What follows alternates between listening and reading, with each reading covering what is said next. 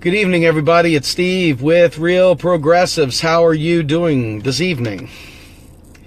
I have been accused of a great many things. People have not enjoyed the beatings that I've given when I've done my economic talks.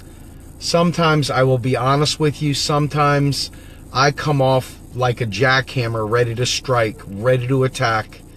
And part of it is because the economic message that I deliver is so far afield from what most people have been trained. They've heard so many wrong things from college to TV to friends at the water cooler that I have to shock you to wake you up. I have to shock the shit out of you to wake you up. Yo, James, what's up? That shock, that wake-up call is never pleasant. It's never pleasant. It never will be pleasant. But let me just tell you something. Economics is not something that is natural to most people. You know what I mean? It's not natural. It's just something that, that I have this many dollars in my wallet, and because I have this many dollars in my wallet, that's all I can spend. If I spend more than that, I get myself in trouble. I go bankrupt, whatever. I need more money to pay my bills. And that's the extent of most people, which is not really economics. That's really more finance, right? That's more personal finance. But that's not macroeconomics, okay? See, here's the thing. Macroeconomics is not racial. It's not gender. It's not any geography. It's nothing. It's a giant it's a way of viewing the high end before you ever start doling out where you're putting money. It is the underpinning of everything, okay? And so you can't have an informed discussion. You can't have even a remotely informed discussion about how to save people in poverty. You cannot have a remotely informed discussion about Medicare for all. You cannot have an informed discussion about infrastructure. You cannot have an informed discussion about green energy. And you most definitely cannot have an informed discussion about how to eradicate student debt if you don't understand macroeconomics.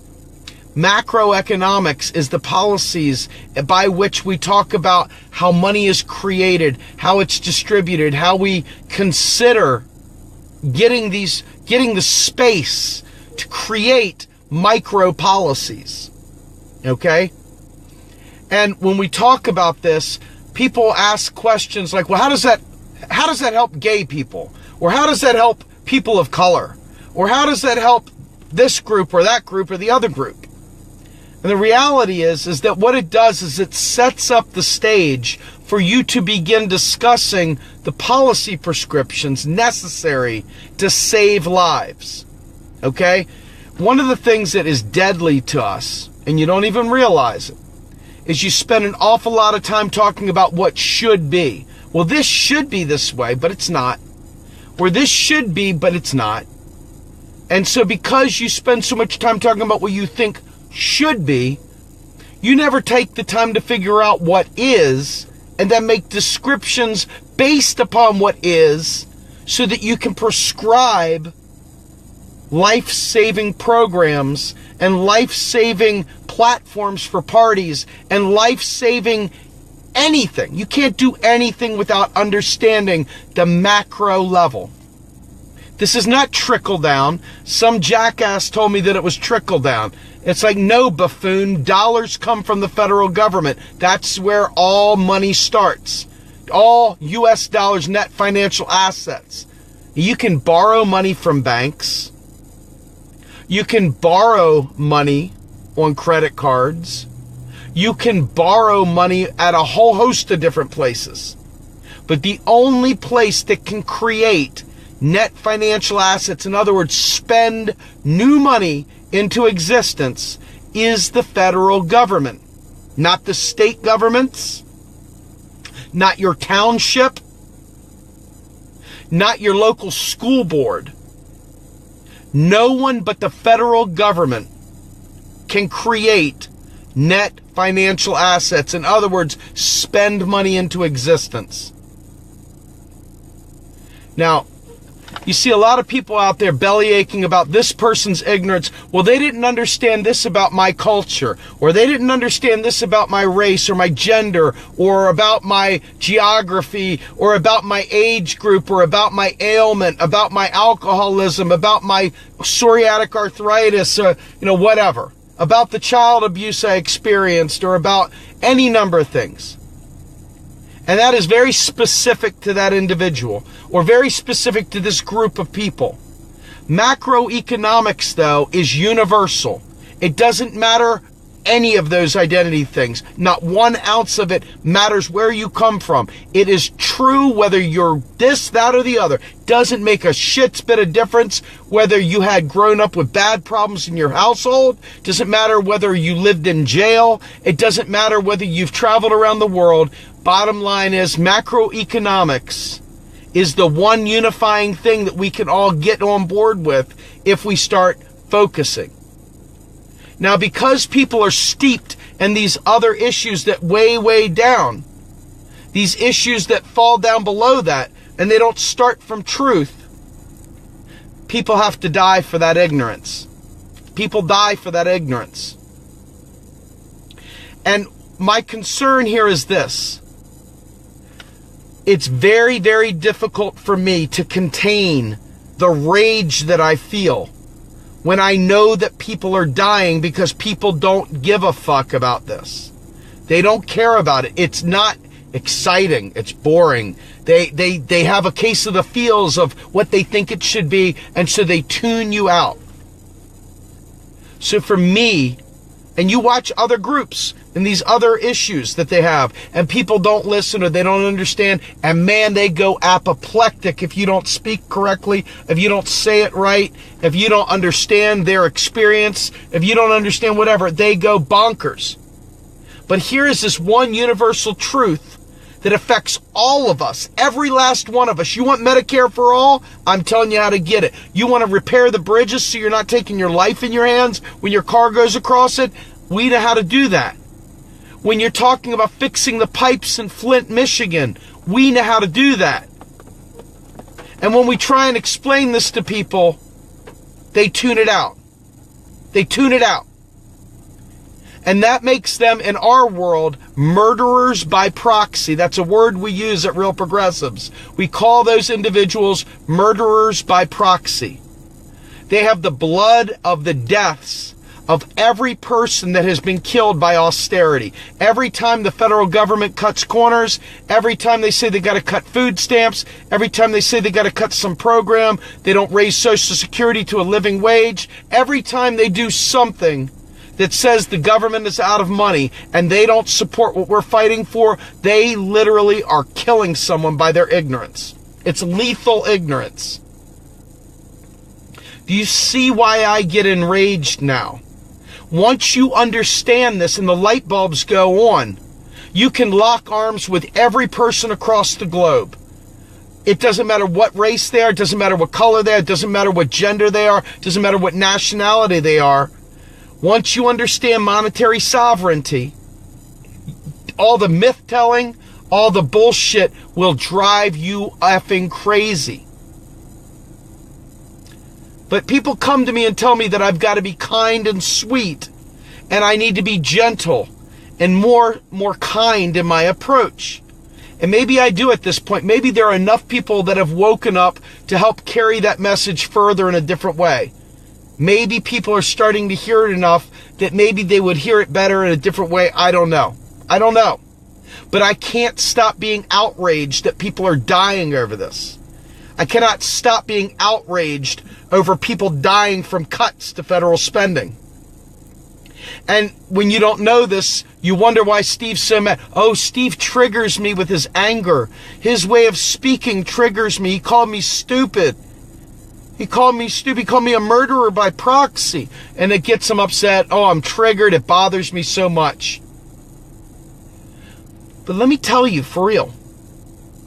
I see people say, well, why aren't we out there protesting war? Because all these people die. And I'm thinking to myself, We have a war right now, a bulletless war, called austerity. More people die from austerity than all the bombs combined. More people die from poverty around the world than all the bombs combined. And poverty is a political choice. And it can be a political unchoice. We can choose not to engage poverty. We can choose to save lives. And we can do things very differently.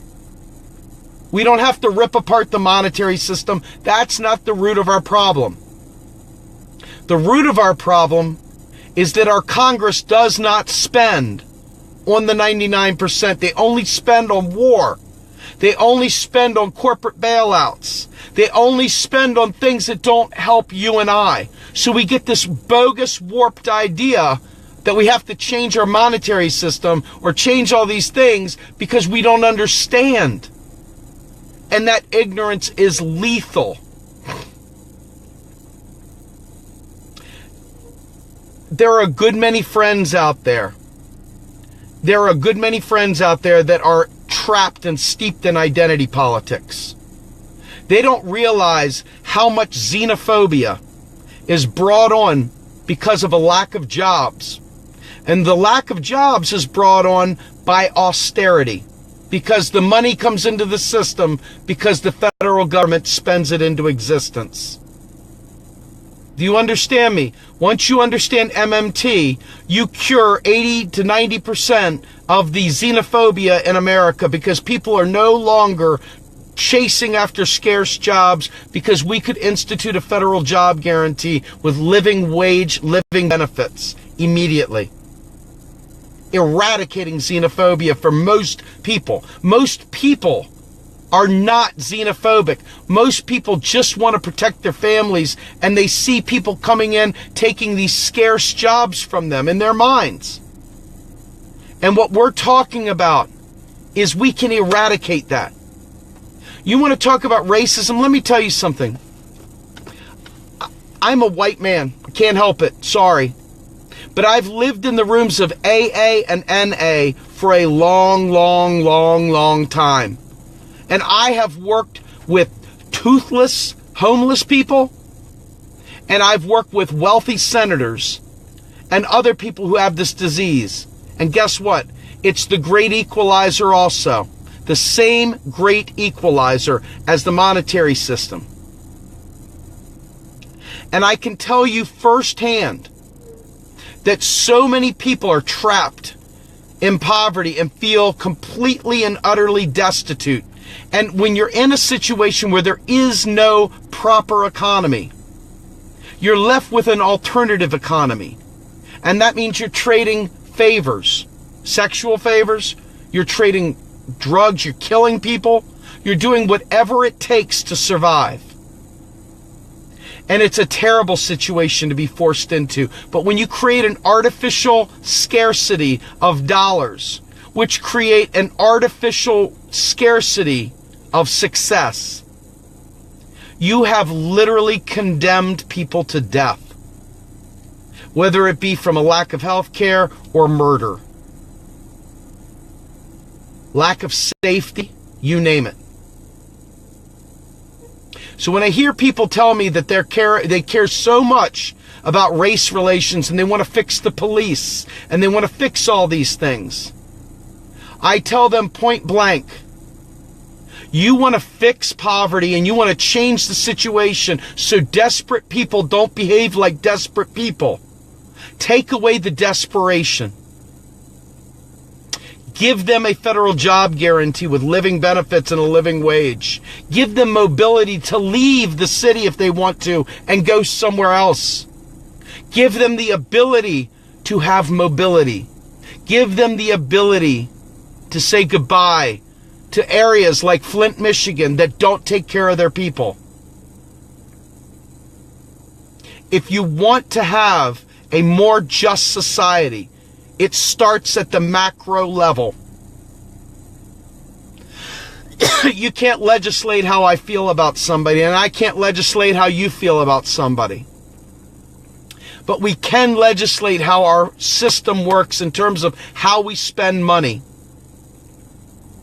You know, a friend of mine was telling me how upset they were that the state expenditures in the state of New Jersey were being slashed because they were out of money. And somebody else in my local area was complaining about how Pennsylvania has got a $600 million shortfall.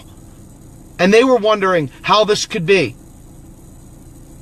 And I said point blank, we must spend at the federal level to refill the bathtub so that people have a fighting chance. Because right now they've created a dog-eat-dog world where people have to do whatever they can do to survive. It's not bad people, it's bad spending at the top. It is a lack of understanding. It is pushing austerity on America and around the world. Grenfell Tower in the UK, people died as a direct result of austerity. South America, you name it, everywhere. Greece, austerity. If you really care about ending racism in America, stop creating artificial scarcity to force people to look for a scapegoat. You eradicate so many problems by treating your countrymen well, by taking care of the people that live in your nation and doing no harm around the globe.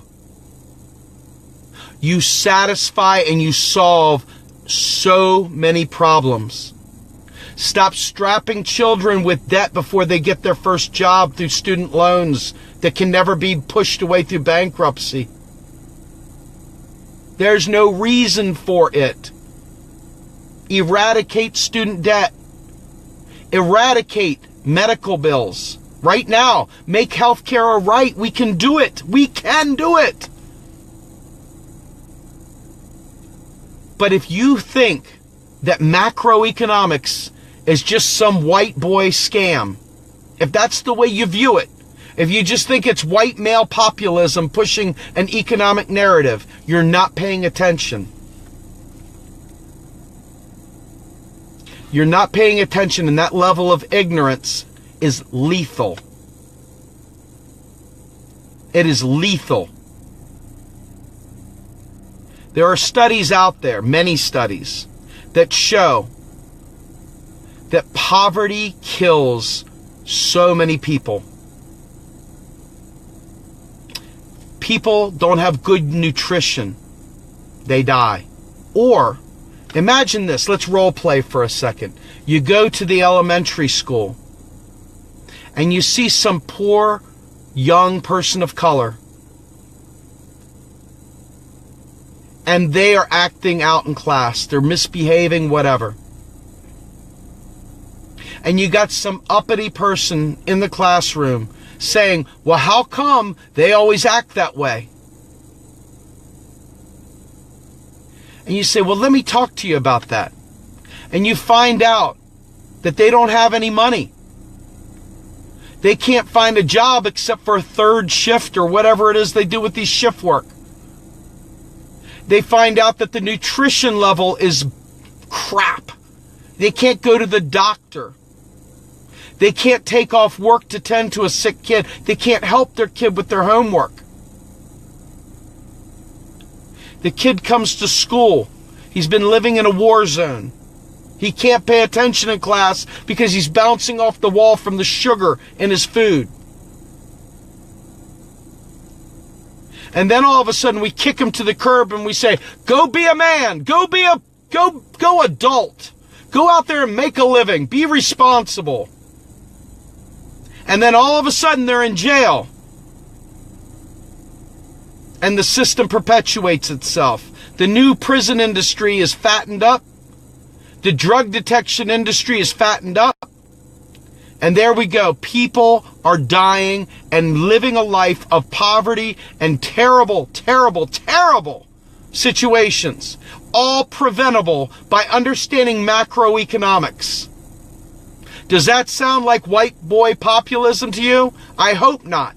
But that's what it's been accused of. And that is a damn shame. For those people that don't understand how vital economics is, shame on you. Shame on you. People are dying for that idiocy, for that ignorance. And if you want to fix the world, if you want to change all these things, you want to end the drug war, you want to do all this stuff, well, God damn it.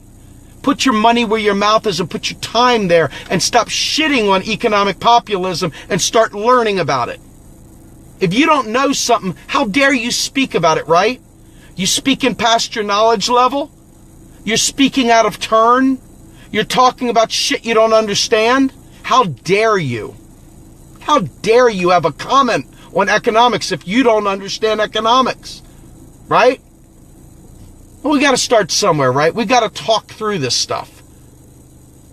We got to talk through it. But the thing is, I'm not here to negotiate. And I'm not here to friggin' debate. I'm here to tell you how it is. And my message, ironically, plays just as well in Republican quarters as it does in Democrat quarters. The sad part is right now, the one area that I'm really struggling in is the progressive community. The one that would benefit the most from it has the most resistance to it because so many are steeped in listening to Alex Jones and all the other Rothschild bullshit, the conspiracy nonsense, because they don't understand dollar creation. They don't understand how to create a dollar. They don't understand that the government keystrokes the shit into existence. Congress makes a bill, appropriates the money, and it's spent through the Federal Reserve, our nation's central bank. But they would rather live in conspiracy land and let people die than actually learn this stuff. And I'm telling you right now, this is something that every person of every race, creed, color, religion, political persuasion needs to learn. Every single religion, every single politics, every single gender, you name it. Every single person needs to learn this so that we can save lives and our planet. Folks, I'm telling you right now, the ignorance is lethal. And I probably wouldn't be so upset at people that just didn't understand. It's the ones that puff up and act like they're going to teach me something, that sit there and get all snot-nosed about it. That's when I lose my shit. Because I don't do this for my health. I do this for my kids. And if you want to bob your head back and forth for some fucking gamesmanship, or you think you've got something you're going to get on me, it's not about me, folks. Not me, us. This is about us. And us is a big us, not this group and this little group and this section and this race and this color and this gender and this whatever. It's for all of us. This is literally one of the very few areas that is purely about us. That's why we say it is the unifying truth. It is the unifying truth. It is the unifying truth for our movement. If we don't embrace this, there is no movement, folks. I don't care how united you are, you're going nowhere fast. And with some of these people out there that know nothing about economics, you're actually putting your car in reverse and going in a fucking riverbed. You're falling off a cliff with their idiocy. This is that important, folks. This is that important. I don't care about all the other stuff, because if we don't get this right, it doesn't make a hill of beans what you like or don't like. We got to get this part straight. Our U.S. government, this is the quick and dirty MMT, folks. Pay attention. Number one, our government is monetarily sovereign, just like Canada, just like Australia, just like Russia and China and Japan. We create our own money. Greece does not create its own money. Greece is now tied to the euro Okay? It's tied to the Eurozone. It is tied to the ECB. It is tied to the Troika. It cannot do anything unless it leaves the Eurozone and goes back to its own sovereign currency, the drachma. Puerto Rico is not sovereign. It is reliant on the federal government to spend money. Detroit, Michigan is not sovereign. It depends on the federal government to spend money. Pennsylvania is not sovereign. It is requiring the federal government to spend money. The states are currency users. You and I, are currency users. Our school boards are currency users. Our federal government is a currency issuer. The Federal Reserve is a creature of Congress. It was created by Congress. Okay? The Federal Reserve was created by Congress. Say it with me 3 times fast and Beetlejuice will jump out. The Federal Reserve was created by Congress.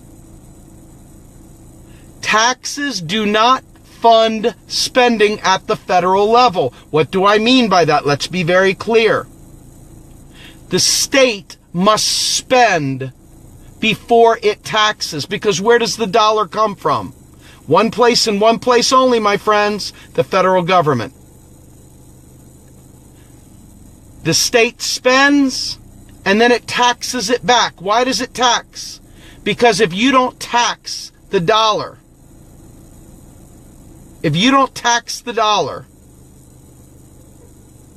then it is worthless. So taxes drive spending. Alex Ware, illegally ratified by Congress. I've been watching Alex Jones, and I am like so cool. Like so cool and stuff. You know, I even type in caps. Like I'm like radical cool. All right. Anyway, flipping past the nonsense. The Federal Reserve acts on the behalf of the federal government. Government checks do not bounce. Government checks do not bounce. Ever bounce. Government checks do not bounce. So remember this. When you wonder why we don't have green energy and we die, the planet's uninhabitable, you can thank Alex for that. Because he's an asshole. And it's people like that that are literally murderers by proxy. Losers, split-fingered waste people. The truth of the matter is that without federal spending, there is no money going into the system. Only thing that constrains spending is not a lack of dollars. It's a lack of real resources to spend those dollars on. Real resources are the constraint. Once you've tapped all your resources, then you get to an inflationary situation. Inflation is brought on by too few goods being chased by too many dollars. Not because of money creation, but because of there being too few goods to go after. Let me tell you, folks, there is a lot of demand out there. I need to get my teeth fixed. Do you know how many dollars it would take to get my teeth fixed?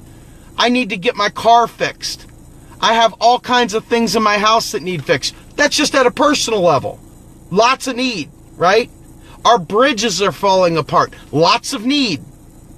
We have no green energy. Lots of need.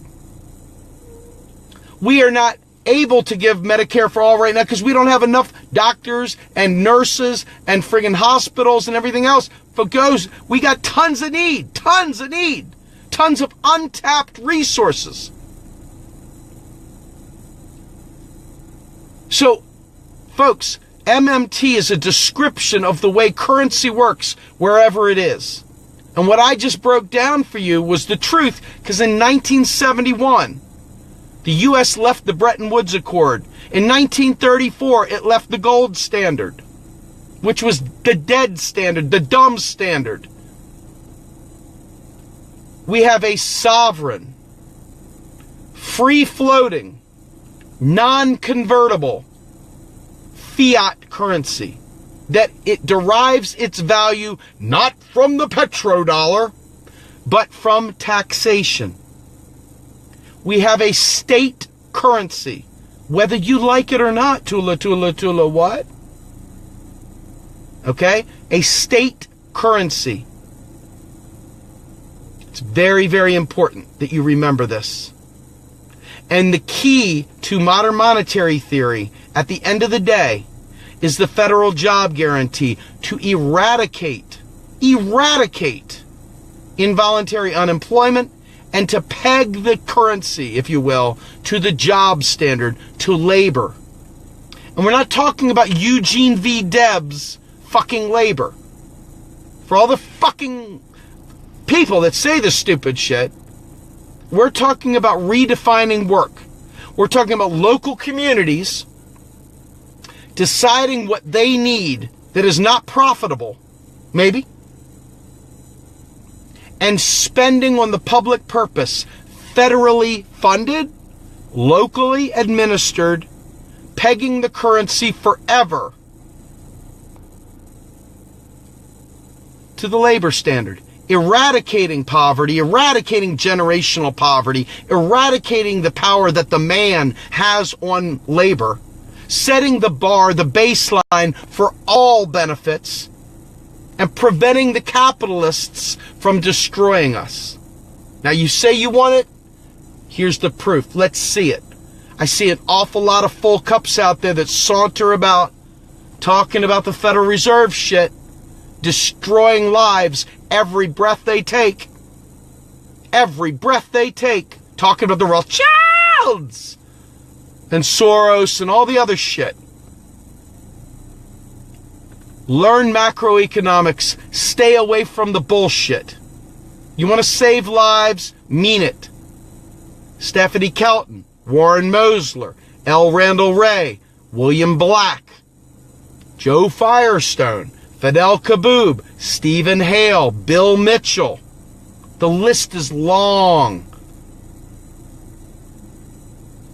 There's no excuse to listen to Paul Krugman anymore. There's no excuse to listen to Peter Schiff.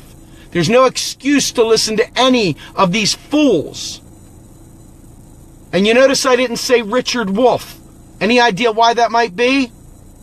Because Richard Wolff is a nice guy, probably a hell of a tap dancer, but he doesn't understand money creation. And that is the underlying truth that drives all economic activity, whether it be socialist, capitalist, whatever. If you don't understand that, there's no point in listening to the next word you have to say, because it is null and void. Tonight, 8 o'clock p.m., I have journalist and media personality from Australia, Claire Connolly. She's going to be joining me talking about media censorship. We're going to be talking about federal job guarantee, and we're going to be talking about global situations that have a commonality and austerity between Australia and the United States and the UK. So have a good night. I'll see you at 8. Goodbye, everybody.